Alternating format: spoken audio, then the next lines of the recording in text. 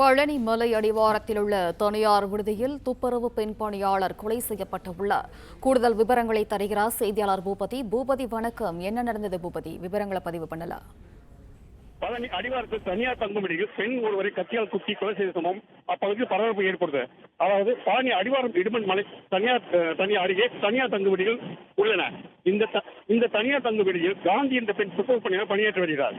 இந்த நிலையில் காந்தி என்ற பெண்ணை பார்த்து வந்த அடையாளம் தெரியாத நபர் ஒருவர் மறைந்து வைத்திருந்த கத்தியை எடுத்து தரமான குத்தி சம்பவ இடத்தில் ரத்த வெள்ளத்தில் உயிர்ந்தார்.